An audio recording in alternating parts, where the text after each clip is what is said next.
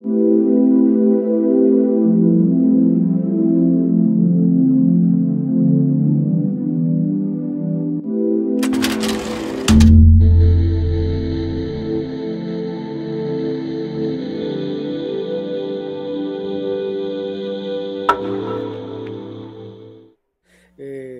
trabajar y bueno, pues brevemente les comentaré de algunos de los temas de investigación y sobre pues algunos de los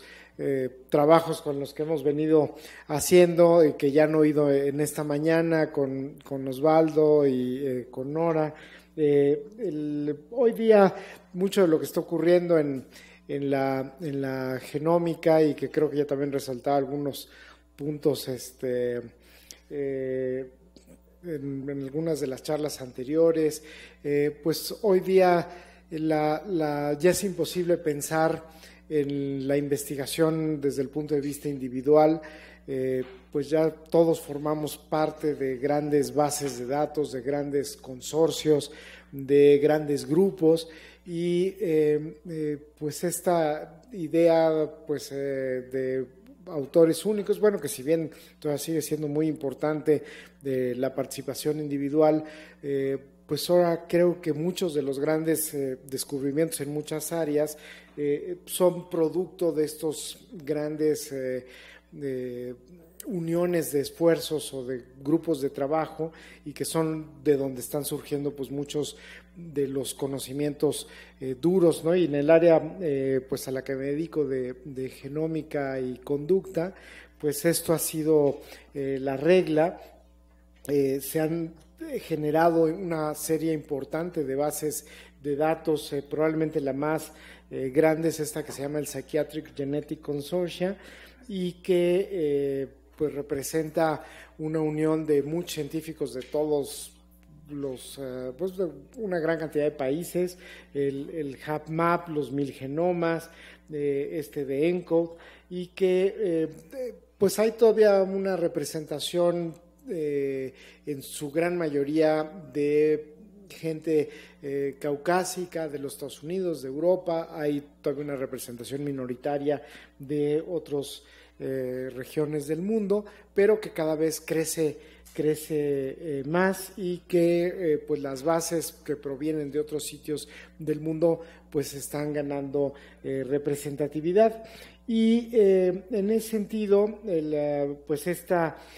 idea de las causas de los genes en la conducta y en la enfermedad mental,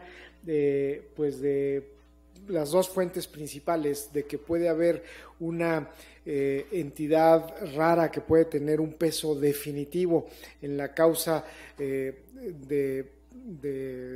la enfermedad mental, un poquito como esto de los sistemas lineales y no lineales, ¿no? Como que la parte del sistema lineal sería la mutación rara, en donde una mutación única como que da una explicación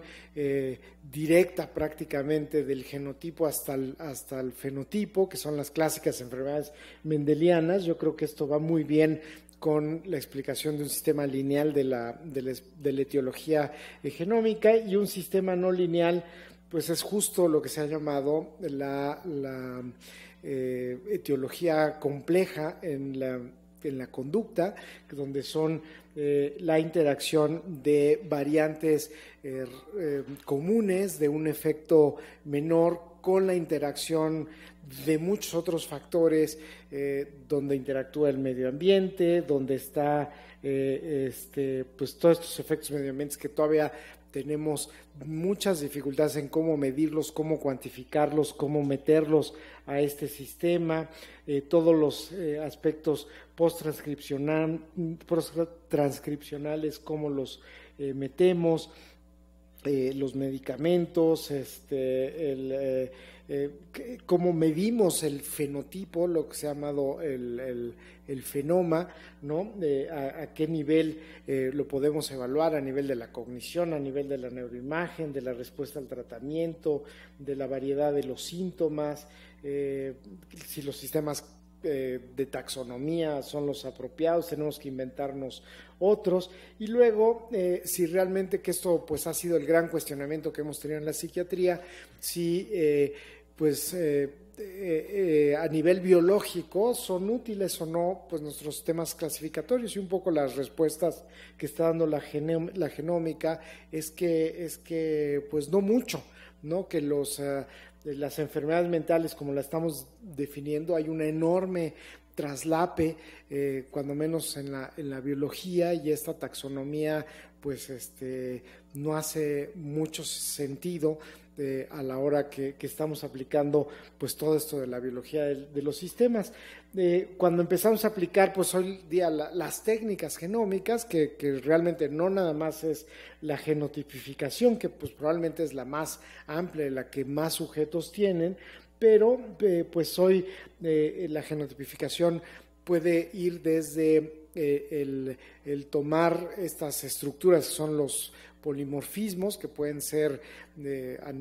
a muchos niveles, pero pues podemos hacer ya secuenciación masiva, secuenciación de nueva generación, la secuenciación a nivel de RNA, la parte epigenética, la parte de metilación. Pues, epigenética puede ser a varios niveles: metilación, adenilación, la parte de secuenciación de los sitios que realmente se transcriben o no, que es la parte de los exomas, la medición del otro serie de microorganismos que conviven con nosotros, que es la microbiota, la descripción de todas las proteínas en el ser humano, que es el proteoma, toda la parte de los fluidos y de los metabolitos, que es el metaboloma. Entonces hay una gran cantidad de fuentes de información a diferentes niveles que hoy día es posible medir y evaluar, y que pues nos empieza a dar como muchos paneles de información que podemos medir, y pues digamos ya la imagen de lo que tenemos en conducta y las mediciones de un individuo pues nos empieza a dar esta vista, ¿no? Que dependiendo cómo lo veamos, pues pueden ser estos dos rostros, o puede ser este jarrón famoso, ¿no? Y que no es ni uno ni el otro, sino pues son las dos imágenes o las muchas otras imágenes, que es esta famosa imagen de pues que como muchas otras que se han usado en percepción, y que el todo no es nada más la suma de las partes, y que por eso tomamos esta idea de la Gestalt para describir pues este abordaje en salud mental de la integración de todas las ómicas, y que la forma de integrarlo pues es a través de la biología de los sistemas, que pues ya han visto esta diapositiva, y que pues este es un poquito como la idea conceptual y cómo llevarlo a cabo, ¿no? Y que eso ha sido la tarea que le hemos estado tratando de hacer con diferentes ejemplos, ¿no? Esto fue la propuesta teórica, que fue lo que publicamos, y digamos ya la puesta en práctica pues lo estamos tratando de hacer. En la mañana les presentaba algunos datos Osvaldo y Nora con autismo, con psicosis, ¿no? Y bueno, lo estamos haciendo con algunas otras patologías. Una gran estrategia de genotipificación, tanto a nivel de ADN y de la expresión del ADN del transcriptoma, se hace a base de estos microarreglos que permiten, en vez de ir haciendo de un segmento en otro segmento, se hace de manera masiva, y entonces podemos tener una gran cantidad de lectura de grandes porciones del ADN. Incluso este desarrollo tecnológico que salió un poquito más de hace un año, que fue una unión que hubo entre este grupo que les decía, del PGC, el Consorcio de Psiquiatría Genética, los institutos de salud de los Estados Unidos, y una empresa, Illumina, se desarrolló con todos los aciertos o todos los genes que había habido cierta reproducibilidad en población europea y americana, se construyó este Psych Chip, ¿no? Para poderse pues lanzar al mundo y que empezara a haber más estudios de reproducibilidad. Entonces cuenta con 250,000 polimorfismos, cubre todo el genoma, pero principalmente conteniendo a los genes de relevancia en el ámbito de la salud mental y pues digamos a un costo pues razonable, y hoy día pues lo estamos empleando en muchísimas personas. Por ejemplo, aquí en México pues lo estamos llevando haciendo genotipificación masiva. Hoy día, por ejemplo, ya lo estamos llevando a cabo en la encuesta nacional de las adicciones. En algunos de los estudios, por ejemplo, que hemos venido haciendo, estas estrategias de genotipificación nos ha permitido ya localizar genes o regiones que han sido particularmente importantes ya en la población latinoamericana, por ejemplo, en el trastorno bipolar, estas regiones. Por ejemplo, en las familias que hemos colectado al día de hoy, son cerca de 4,000 personas con trastorno bipolar. Y curiosamente, incluso entre nosotros, veas, un tema es la reproducibilidad. Cuando hemos reanalizado estos estudios, este es el reanálisis utilizando microarreglos de mucho mayor densidad, algunas de estas zonas volvieron a salir, pero encontramos otras zonas que no habían sido detectadas en el primer análisis. Entonces uno aumenta la densidad de microarreglos y cada vez vamos a tener pues más poder en las técnicas, pues se encuentran más zonas. Ahora encontramos microRNAs, sale la región del HLA, salen otros genes que tienen que ver con comunicación neuronal, en fin, empieza a haber mucha mayor información y pues nos empieza a meter en embrollos, ¿no? ¿Y qué pasa si le metemos todavía más datos, por ejemplo, a nivel de neurocognición, o le metemos datos a nivel de neuroimagen, o le metemos datos del medio ambiente, de la estructura social, del nivel educativo, el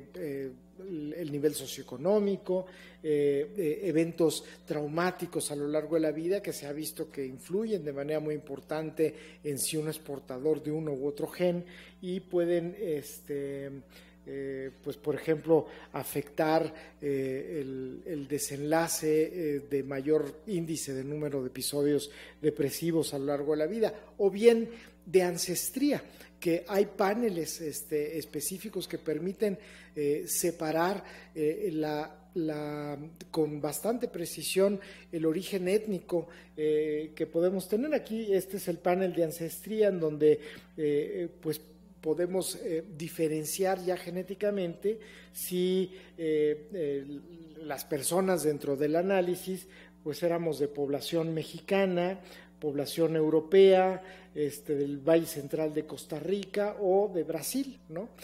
Con bastante precisión, haciendo un análisis de componentes principales, y que es otra de las variantes que se añade al análisis, ¿no? O sea, la etnicidad, y que pues evidentemente hay que modelar en esta ecuación. La N también es muy importante. El número de sujetos que se incluye,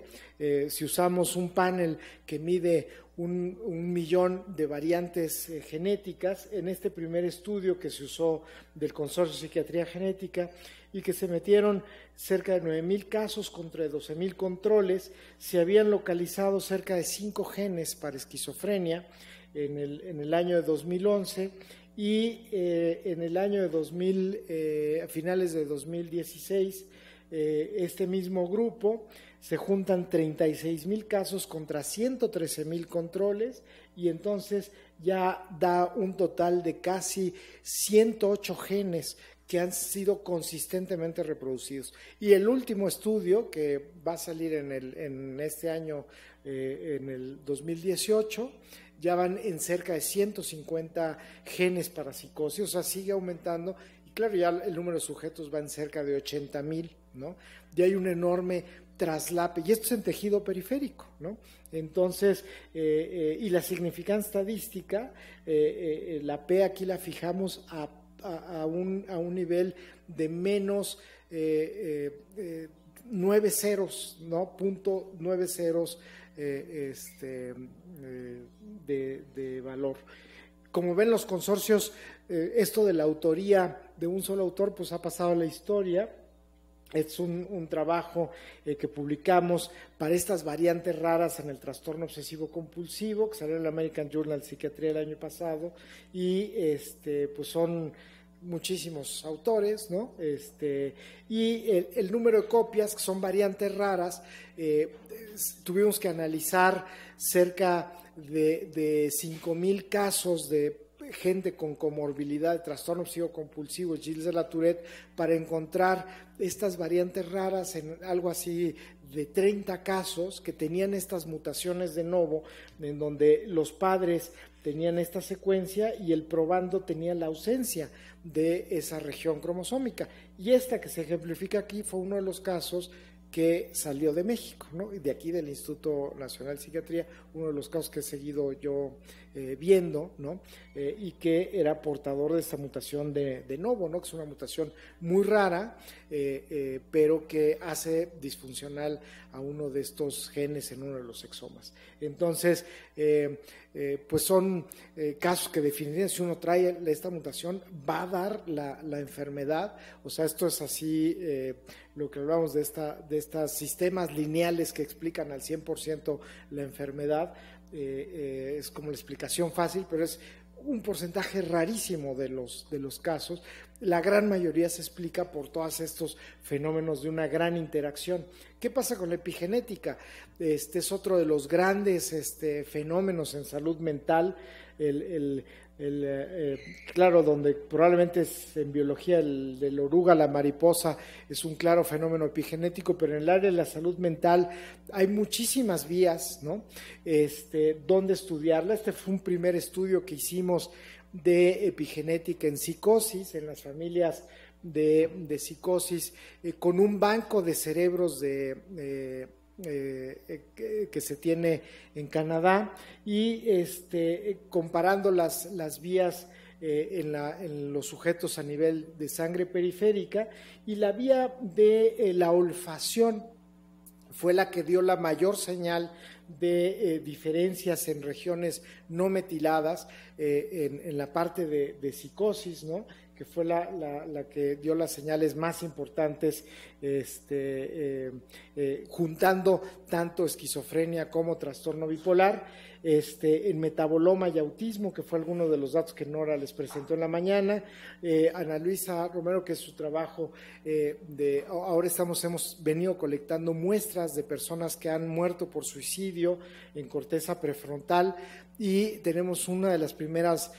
bancos, de muestras de cerebro en personas con suicidio, y hemos estado juntando todo un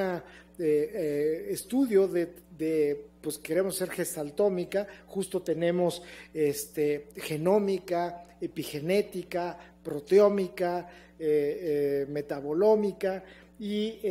queremos unir todas esas plataformas de análisis, hacer convergencia. Es un estudio que han hecho en los Estados Unidos, en donde digamos, no le han llamado gestaltómica, le han llamado el índice de convergencia, pero es un poco esta estrategia en donde se han encontrado datos similares. Aquí simplemente lo hicieron en transcriptómica y en genómica, en donde encontraban si la misma señal se encontraba en estas dos vías de análisis, y estos son los genes con el más alto porcentaje en esta señal de convergencia. Y pues lo que está hoy de moda en muchos de estos análisis complejos, pues es ya no usar el criterio de los científicos, sino dejar que la computadora se haga cargo del análisis. Uno programa, y pues ha sido una de las grandes lecciones dadas por Google, y usar el machine learning, ¿no? Este ejercicio que se surgió, que se publicó en esta nueva versión de Nature, de Human Behavior, que apareció la revista el año pasado, y que el algoritmo usando resonancia magnética funcional, permitió identificar con un porcentaje del 80% de certeza a las personas que intentaron suicidio, de las que no intentaron, basado únicamente en la activación de diferentes áreas a nivel cerebral en función de la resonancia magnética. Lo mismo se está intentando con muchísimos algoritmos, desde la genómica, la neuroimagen, la combinación de ambos. Alimentar, digamos, la computadora no es el problema, y el output pues es un poco pues saber lo que nos va a dar. Es tener la cantidad de datos, el ver esta era en la que estamos entrando de inteligencia artificial, pues creo que es el nuevo reto. A lo mejor será motivo de otro nuevo coloquio, ¿no? En un año, todos estos datos que se están generando de inteligencia artificial. Y finalmente, este trabajo que acaba de salir, el que la psiquiatría sea editorial en Science no es común. Y este trabajo pues fue la editorial en la revista Science en 2018, precisamente por la unión de grandes consorcios que ScienceEncode, que han unido unas grandes bases de cerebros con psicopatología, precisamente analizando si hay neuropatología compartida en muchos de los trastornos psiquiátricos. Es esto que les estoy diciendo, de que pareciera de que la enfermedad mental, como la tenemos clasificada, pues no es muy clara, no es muy consistente, dado por esta evidencia. Aquí ya yendo al análisis del cerebro, porque mucho de lo que les he presentado es análisis periférico, esto es en cerebro, ¿no? ¿Y qué es lo que arroja el análisis precisamente de la transcriptómica de estos cerebros, ¿no? Que muchos de los genes que están sobreexpresados y subexpresados en autismo, trastorno bipolar, esquizofrenia, depresión y alcoholismo, hay una gran cantidad de traslape en las diferentes regiones cerebrales. Mucho es en la microglía, en los astrocitos, en el sistema inmune, que son vías comunes, se sobreexpresan en diferentes grados, pero muchas veces están indistinguibles y corresponden a estas grandes secciones comunes en el sistema inmune. Y pues ha sido como de las grandes sorpresas, que estamos hablando con mecanismos comunes en toda la enfermedad mental, ¿no? Y que, bueno, pues esto nos pone retos muy interesantes desde el punto de vista clínico pues de cómo replantearnos a futuro con lo que estamos trabajando, y sin lugar a dudas pues va a ser algo muy interesante. Y bueno, con esto concluyo la presentación y pues todas las preguntas para iniciar la sesión de preguntas. Gracias.